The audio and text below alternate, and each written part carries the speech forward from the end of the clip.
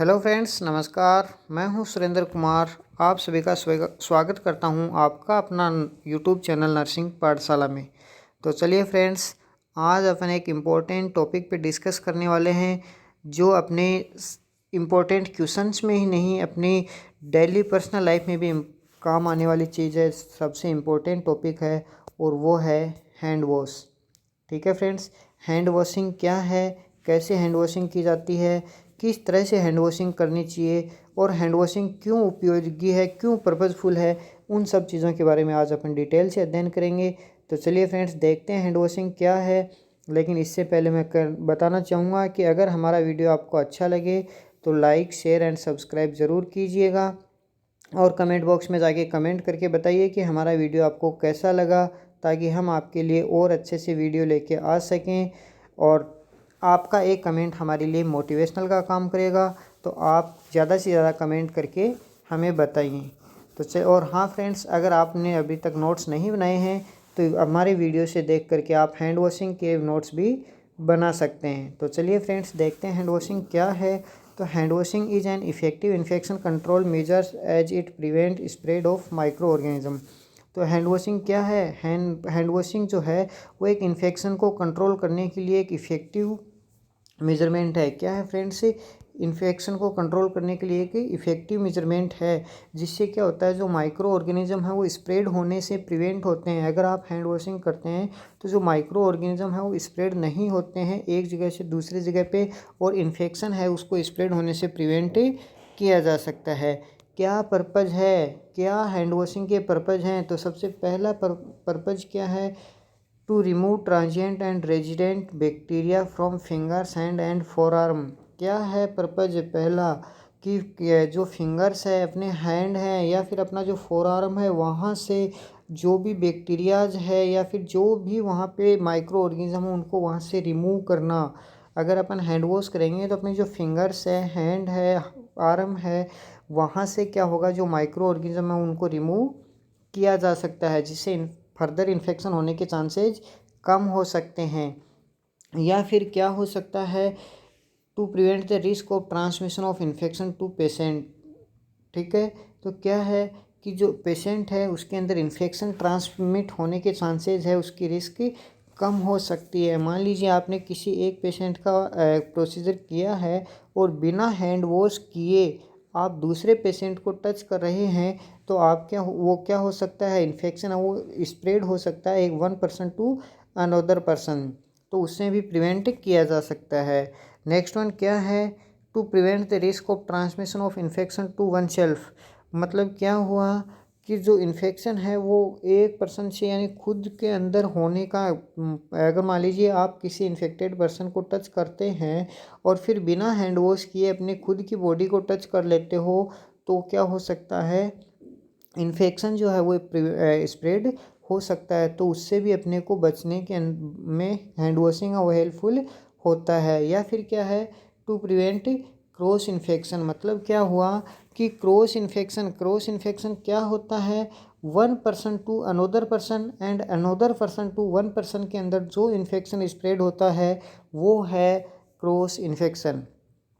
क्या है कि मान लीजिए आपने कोई ए पेशेंट है, इस पेशेंट का आपने प्रोसीजर किया और बिना हैंड वॉश किया आपने कोई दूसरा पेशेंट है बी, इसका प्रोसीजर किया, और फिर वही जो कंटामिनेटेड आपके हैंड्स हैं वो वापस से ए पेशेंट के पास आ रहे हैं। मतलब क्या हुआ, इसके अंदर जो इन्फेक्शन है वो क्या हो रहा है, एक्सचेंज हो रहा है, जिसको बोलते हैं क्रॉस इन्फेक्शन। ठीक है फ्रेंड्स, तो इस तरह से होने वाला इन्फेक्शन क्या है, क्रॉस इन्फेक्शन। तो हैंड वॉशिंग से क्या है, क्रॉस इन्फेक्शन से भी बचा जा सकता है। ठीक है फ्रेंड्स, नेक्स्ट वन क्या है? Pre procedure. मतलब हैंड वॉशिंग से पहले आपको क्या क्या करना होता है, क्या क्या आप प्रिपरेशन करोगे हैंड वॉशिंग से पहले। ठीक है, हैंड वॉशिंग की भी क्या प्रोसीजर होता है, उसी हिसाब से अपने को उसी प्रोसीजर के अकॉर्डिंग हैंड वॉशिंग की जाती है, जिससे अपन इन्फेक्शन को, फर्दर इन्फेक्शन या माइक्रो ऑर्गेनिज्म को स्प्रेड होने से प्रिवेंट किया जा सकता है। तो क्या प्री प्रोसीजर है, प्रोसीजर से पहले अपने को क्या क्या ध्यान में रखना होता है? तो सबसे पहले क्या है, make sure about wash basin that is where hand washing is suppose to be done. सबसे पहले क्या करना है, अपने को ये आइडेंटिफाई करना है कि वॉश बेसिन जो है वो कहाँ पे है, हाथ अपने को कहाँ पे धोने हैं, वो चीज़ें अपने को पहले आइडेंटिफाई कर लेनी है। पहले से पता होना चाहिए कि अपने को प्रॉपरली हैंड वॉश कहाँ पे करना है। नेक्स्ट वन क्या है, make sure the availability of the soap and water. ये भी अपने को देखना है कि अपने पास प्रॉपरली जो सोप है या फिर वाटर है वो प्रॉपर रूप से है कि नहीं है। आपने अपने हैंड वॉश करने के लिए सोप लगा ली हाथों पे, उसके बाद में आपके पास पानी नहीं है तो फिर हैंड वॉश नहीं होगा। इसलिए सोप और जो वाटर है वो प्रॉपरली अवेलेबल होना चाहिए। Make sure nail are free from nail polish. सबसे इम्पोर्टेंट बात है, सबसे इम्पोर्टेंट बात है क्या है कि कभी भी हाथों के ऊपर नेल पॉलिश नहीं होनी चाहिए। अगर आप हॉस्पिटल में काम कर रहे होते हैं, मोस्ट ऑफ ऑल ये क्या होता है, जो फीमेल जो है उसके अंदर पाया जाता है कि फीमेल जो है वो नेल्स के ऊपर नेल पॉलिश लगा लेते हैं और फिर उनमें बहुत ज़्यादा जो है माइक्रो ऑर्गेनिज्म प्रेजेंट हो सकते हैं। या फिर क्या होते हैं, लार्ज नेल होते हैं, नेल्स है वो कट करके नहीं रखते हैं, स्मॉल नेल नहीं रखते हैं, तो उस कंडीशन में भी माइक्रो ऑर्गेनिज्म हो सकते हैं। तो हमेशा क्या रखना है, नेल्स को काट करके छोटा रखना है। और क्या है, जो नेल पॉलिश है उसको कभी भी नेल्स के ऊपर नहीं लगाना है। नेक्स्ट वन क्या है, turn on the water and adjust the speed as excessive speed may splash may flash water on your body. मतलब क्या है कि हमेशा वाटर की जो स्पीड है, मतलब वाटर का जो फ्लो है उसको क्या करना है, कंट्रोल करके रखना है। उसकी जो स्पीड है, एक्सेसिव स्पीड नहीं होनी चाहिए बॉडी के ऊपर, और फिर ना ही कम स्पीड के अंदर, यानी नॉर्मल जो फ्लो है वाटर का वो क्या होना चाहिए, नॉर्मल होना चाहिए। ठीक है फ्रेंड्स। नेक्स्ट वन क्या आता है, article for hand washing. Hand washing के लिए आपको क्या क्या आर्टिकल्स की नीड होगी, क्या क्या चाहिए आपको, तो क्या चाहिए और क्यों चाहिए, उनका पर्पज़ भी, कौन सा आर्टिकल चाहिए और क्यों चाहिए। तो सबसे पहले क्या चाहिए, सोप इन सोप डिश। सबसे पहले सबसे इम्पोर्टेंट जो चीज़ है हैंड वॉश के लिए वो चाहिए आपको सोप। हमेशा साबुन चाहिए, किसके अंदर, साबुनदानी में। सोप डिश मतलब साबुनदानी के अंदर साबुन होनी चाहिए। Contain anti bacterial agent has a lasting bacteriostatic effect. जो साबुन है वो क्यों चाहिए, जो बैक्टीरियोस्टेटिक क्या होता है, बैक्टीरिया की जो ग्रोथ होती है। देखिए दो वर्ड्स होते हैं, एक तो बैक्टीरियोस्टेटिक और एक तो होता है बैक्टीरियोसाइड। बैक्टीरियोसाइड होता है वो बैक्टीरिया को किल करता है, जबकि बैक्टीरियोस्टेटिक जो है वो बैक्टीरिया की ग्रोथ को रोकता है। तो क्या है कि जो एंटी बैक्टीरियल एजेंट होगा साबुन के अंदर वो बैक्टीरिया की जो ग्रोथ है उसको रोकने के लिए इफ़ेक्टिव होगा। इसलिए अपने को जो सोप है वो क्या चाहिए, बैक्टीरियोस्टेटिक सोप अपने को चाहिए। नेक्स्ट वन क्या है, नेल ब्रश। नेल ब्रश मतलब क्यों चाहिए, नेल्स को क्लीन करने के लिए। जैसे टूथ ब्रश होता है ना, टूथ को क्लीन करने के लिए, वैसे ही नेल ब्रश होता है। हॉस्पिटल में अगर आप काम कर रहे हैं तो अपने नेल्स को क्लीन करने के लिए नेल ब्रश यूज में लिया जाता है, ताकि कंप्लीटली जो माइक्रो ऑर्गेनिज्म है वो डिस्ट्रॉय हो सकें। नेक्स्ट वन क्या है, running water to rinse soap and thoroughly wash the hand. क्यों चाहिए कि रनिंग वाटर के अंदर क्या करना है, हाथ धोना है। पानी है वो रनिंग, ऐसे नहीं है कि आपने बाल्टी के अंदर पानी लिया, हाथों को साबुन लगाया और बाल्टी में धो लिया, ऐसा नहीं होना चाहिए। रनिंग वाटर होना चाहिए जिससे कि जो माइक्रो ऑर्गेनिज्म हो वो सारे क्या हो, मतलब अपने हाथों से क्या हो, फ्लश हो जाएं, साफ़ हो जाएं। ठीक है। नेक्स्ट वन क्या है, टॉवल। टॉवल क्यों चाहिए, टू ड्राई द हैंड्स को साफ सुखाने के लिए। जैसे ही अपने हैंड वॉश किया उसके बाद में क्या करना है, टॉवल से हाथ को सूखा लेना है। ठीक है फ्रेंड्स। तो ये अपने को आर्टिकल्स की चाहिए, क्या क्या आर्टिकल्स चाहिए अपने को साबुन चाहिए, नेल ब्रश चाहिए, रनिंग वाटर होना चाहिए, यानी टेप के नल होना चाहिए जिसमें रनिंग वाटर हो सके, और क्या हो, टॉवल चाहिए। ठीक है फ्रेंड्स। नेक्स्ट वन अपना क्या आता है, प्रोसीजर, कि कौन कौन से स्टेप्स हैं, मतलब क्या है प्रोसीजर। प्रोसीजर किसका, हैंड वॉश का। हैंड वॉश का क्या प्रोसीजर है, कौन कौन सी स्टेप्स हैं हैंड वॉश के लिए यूज की जाने वाली। तो सबसे पहले क्या है, स्टेप फर्स्ट, वेट हैंड। मतलब क्या करना है, अपने हाथों को गीला करना है, किससे, पानी से। Wet your hand and apply enough liquid soap to create a good lather. मतलब क्या है कि अपने जो हैंड्स हैं उनको क्या करना है, पानी से वेट करना है, गीला कर लेना है, और उनके ऊपर अच्छी तरीके से क्या करना है, सोप है जो अप्लाई करना है, जिससे कि अच्छे से झाग आ सकें। ठीक है फ्रेंड्स।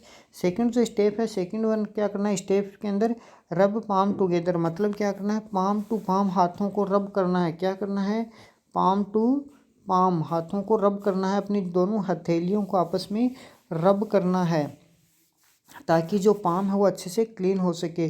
पाम टू पाम के बाद में क्या आएगा, पाम टू बैक, मतलब क्या है, एक हाथ के वन हैंड की पाम अदर हैंड का बैक पार्ट के ऊपर रब करनी है, और फिर अदर हैंड की जो पाम है वो फर्स्ट जो हैंड था उसके बैक पे आपको रब करना है। नेक्स्ट वन आता है स्टेप फोर्थ के अंदर, इंटरलिंक योर फिंगर, मतलब इंटरलॉक, आपकी जो फिंगर्स है उनको इंटरलॉक करना है एक दूसरी फिंगर्स के अंदर। इंटर जैसे पंजा जो होता है ना, उस पंजे को आपस के अंदर मिलाते हैं, उस तरह से आपको क्या करना है, फिंगर्स को वॉश करना है। उसके बाद में कप योर फिंगर्स, अपनी फिंगर्स जो है उन फिंगर्स को कप लाइक स्ट्रक्चर में बना करके और पाम के ऊपर उनको क्लीन करना है। ठीक है। उसके बाद में क्लीन द थंब, उस थंब को रोटेट करना है, रोटेट करके और फिर थंब को क्लीन करना है। और एट लास्ट क्या आता है, रब पाम विद योर फिंगर्स, दोबारा से क्या करना है, जो फिंगर्स हैं उनको अपनी जो पाम है उसके ऊपर रब करना है।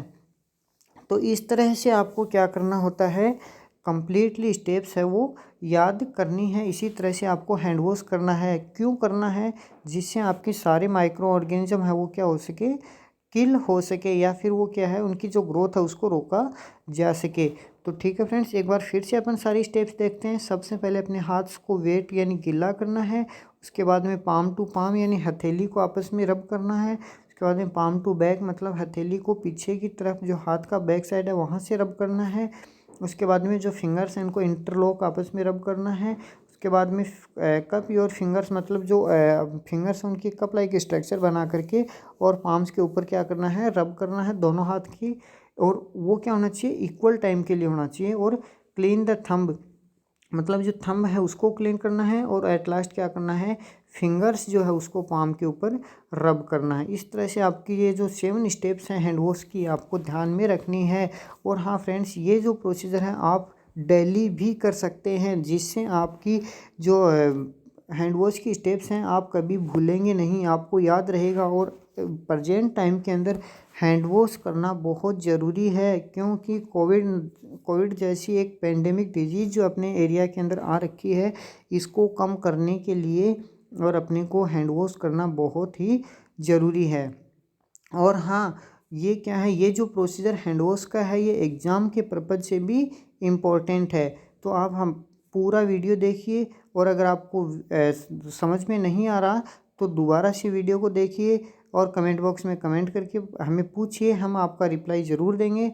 और साथ में क्या करना है फ्रेंड्स, अपने नोट्स भी लिख लेना है साथ में, ताकि आपको अच्छे से समझ में आ सके। यहाँ पे अगर आपको पूछा जाता है कि हैंड वॉश जो है वो कितने टाइप से होता है, तो फ्रेंड्स मैं थोड़ा सा एक्स्ट्रा बता देता हूँ आपको कि जो हैंड वॉश है वो क्या होगा, 2 टाइप से होगा। कितने टाइप से, 2 टाइप से। कौन कौन सा, एक तो मेडिकल हैंड वॉश और एक सर्जिकल हैंड वॉश। मेडिकल जो हैंड वॉश होता है वो क्या होता है, मेडिकल पर्पज से होता है, और जो सर्जिकल है वो सर्जिकली। मेडिकल जो हैंड वॉश है वो किस तरह से, किस तरफ से होता है, तो मेडिकल जो हैंड वॉश होता है, मैं आपको बताऊं फ्रेंड कि जो मेडिकल हैंड वॉश होता है वो कहाँ से कहाँ की तरफ होता है। मेडिकल हैंड वॉश कौन से एरिया से कौन से एरिया की तरफ क्लीन किया जाता है, मतलब हमेशा जो हैंड वॉश है वो क्या होता है, high contaminated area to low contaminated area की तरफ क्लीन किया जाता है। तो मेडिकल के अंदर क्या होता है, मेडिकल के अंदर जो अपने हैंड्स हैं, फिंगर्स हैं, वो क्या होते हैं, हाई कंटामिनेटेड, जबकि अपनी जो एल्बो होती है वो लो कंटामिनेटेड। तो जो मेडिकल जो होता है, मेडिकल हैंड वॉश है, उसके अंदर क्या होता है, elbow to palm, elbow to palm की तरफ क्या होता है, हैंड वॉश किया जाता है। यानी एल्बो जो है, एल्बो से लेके और पाम की तरफ हैंड वॉश किया जाता है, ताकि क्या हो, high contaminated to less contaminated, sorry, low contaminated to high contaminated area की तरफ अपन क्लीन कर सकें। जबकि जो सर्जिकल हैंड वॉश है, सर्जिकल हैंड वॉश के अंदर क्या किया जाता है, पाम टू एल्बो, पाम से लेके एल्बो की तरफ क्या होता है उसको क्लीन किया जाता है। क्यों किया जाता है कि जो सर्जिकल जो प्रोसीजर है उसके अंदर अपनी जो एल्बोज है वो हाई कंटामिनेटेड होती है, जबकि जो पाम होती है वहाँ पे अगर अपन ग्लव्स पहन लेते हैं तो उनको लो कंटामिनेटेड माना जाता है। इसलिए क्या होता है कि जो मेडिकल जो हैंड वॉश है उसके अंदर elbow to palm hand wash किया जाता है, जबकि जो सर्जिकल हैंड वॉश है उसके अंदर palm to elbow hand wash किया जाता है। साथ ही इनका में टाइम ड्यूरेशन अगर देखा जाए तो जो मेडिकल हैंड वॉश है उसका टाइम ड्यूरेशन फ्रेंड्स होता है लगभग 3 to 5 मिनट, जबकि जो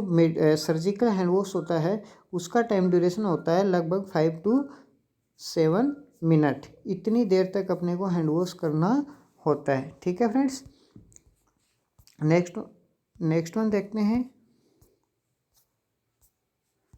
स्टेप्स। देखिए अभी जो आपके सामने जो फिगर्स जो डायग्राम्स दिख रहे हैं उसके अंदर सारे हैंड वॉश दिखाए गए हैं।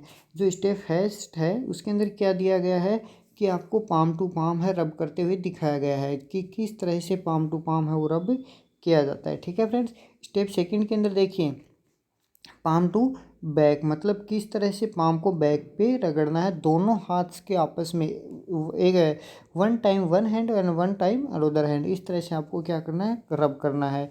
स्टेप थर्ड के अंदर देखिए इंटरलॉकिंग द फिंगर्स को किस तरह से इंटरलॉक किया गया है। और स्टेप फोर्थ के अंदर देखिए स्टेप फोर्थ के अंदर क्या दिया गया है कि जो जो फिंगर्स हैं उनको आपस में किस तरह से किया गया है, मतलब इंटरलॉक किया गया है, जिससे क्या हुआ आपस में अच्छी तरह से क्या हो फिंगर्स वो क्लीन की जा सकती हैं। स्टेप फिफ्थ के अंदर क्या है थंब जो है उसको रोटेट करके और फिर क्लीन किया गया है। देखिए प्रोसीजर है, आप अगर इस प्रोसीजर को बार बार करेंगे तो आपको बहुत ईजी वे के अंदर समझ में आ जाएगा। स्टेप सिक्स के अंदर देखिए किस तरह से जो फिंगर्स हैं उनको आपको क्या करना है पाम के ऊपर, हाँ और पाम के ऊपर भी सबसे इम्पोर्टेंट बात है स्टेप सिक्स के अंदर पाम के ऊपर क्या होता है हमेशा जो फिंगर्स उनको रोटेट किया जाता है। ठीक है, कम से कम 10 सेकंड तक, कितनी देर तक, कम से कम 10 सेकंड तक क्या करना है यहाँ पे रोटेट करना है। और उसके बाद में क्या करना है स्टेप 7 में जो रिस्ट है उसको साफ़ करना है। ठीक है, धोना है, वॉश करना है। ठीक है, इस तरह से ये आपकी जो 7 स्टेप हैं जो दी गई हैं कम्प्लीटली, और एग्ज़ाम की पर्पज़ से भी ये क्या इम्पोर्टेंट है। तो फ्रेंड्स एक बार आप अपने घर पे भी क्या कर सकते हैं हैंड वॉश कर सकते हैं, जिससे आपको सारी स्टेप्स है वो इजीली समझ में आ सकती है। और आई होप कि आपको हैंड वॉश की सारी स्टेप्स है वो समझ में आई होंगी। ठीक है फ्रेंड्स, तो इस तरह से हम आपका आज का अपना जो टॉपिक था वो था हैंड वॉश। आई होप कि आपको अच्छे से समझ में आया है, और आपको हमारा वीडियो अच्छा लगा तो कमेंट बॉक्स में कमेंट करके बताइए। हम आपके लिए और भी अच्छे अच्छे वीडियो लेके आते रहेंगे, रोज़ आपके लिए एक वीडियो लेके आते हैं। ठीक है फ्रेंड्स, और आज आप हमारे चैनल पे अगर नए हैं तो एक बार फिर से मैं आपको बोल रहा हूँ कि आप हमारे चैनल पे नए हैं तो लाइक शेयर एंड सब्सक्राइब ज़रूर कीजिए। Thank you.